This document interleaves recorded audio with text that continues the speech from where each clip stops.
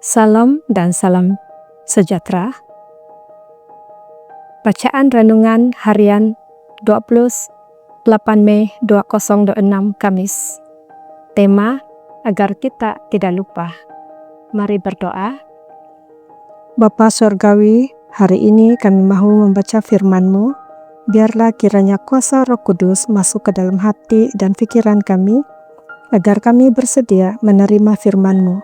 Dalam nama Yesus Kristus kami berdoa, amin. Tajuk bacaan, berpikiran besar. Ayat inti, tanpa hidayah, rakyat tidak terkendali.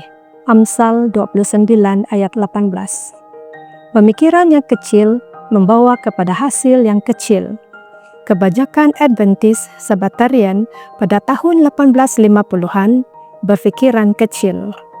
Tetapi, kedudukan strategik James White dalam Adventisme telah memberinya suatu pandangan yang luas yang bukan sahaja membezakan dirinya daripada cara pemikiran ramai rakan seimannya, malah telah mengubah pemikirannya sendiri. Selain daripada menekankan keadaan, Adventisme Sabbatarian yang keliru dan seperti Babel yang menuntut struktur serta pemahamannya yang semakin berkembang tentang keluasan misi Adventist pada tahun 1859, James White telah meninggalkan kefahaman harfiah Alkitab seperti pada hari-hari awalnya ketika dia percaya bahwa Alkitab harus secara eksplisit menyatakan setiap aspek organisasi gereja.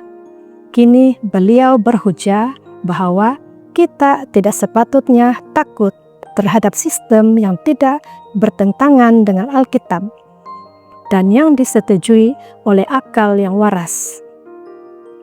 Oleh itu, beliau telah sampai kepada satu teori dan amalan tafsiran Alkitab yang baru.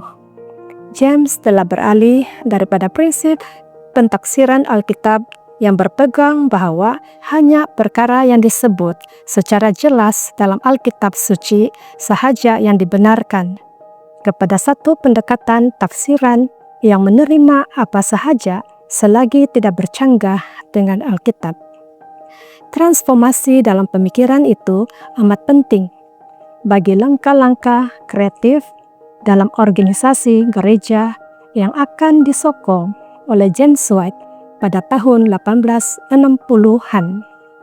Namun begitu, tafsiran Alkitab yang diperbaharui itu telah menyebabkan beliau berhadapan dengan pihak yang masih berpegang pada pendekatan tafsiran secara harfiah terhadap Alkitab yang menuntut agar sesuatu perkara dinyatakan secara eksplisit sebelum dapat diterima oleh gereja.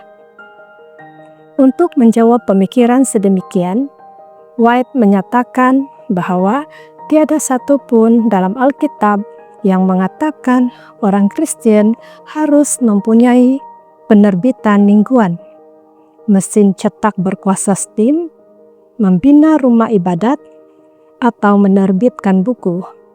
Beliau seterusnya mengatakan bahwa gereja Tuhan yang hidup perlu bergerak maju dengan doa dan pertimbangan akal yang waras. James White adalah seorang yang berpikiran besar. Meskipun beliau mungkin tidak bermula dengan cara itu, tetapi ketika beliau memahami tugas yang ada di hadapan gereja, visinya telah memaksanya untuk berpikir secara luas dan kreatif. Untuk itu, kita boleh memuji Tuhan. Tanpa pemikir-pemikir besar seperti James White, Adventisme hari ke-7 tidak akan pernah berkembang melepasi penjuru timur laut Amerika Serikat. Tuhan masih memanggil pemikir-pemikir besar untuk mendorong pekerjaannya ke hadapan.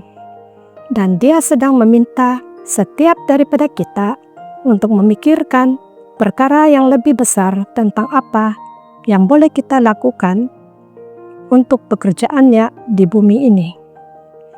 Demikianlah bacaan renungan kita hari ini. Tuhan memberkati kita semua. Amin.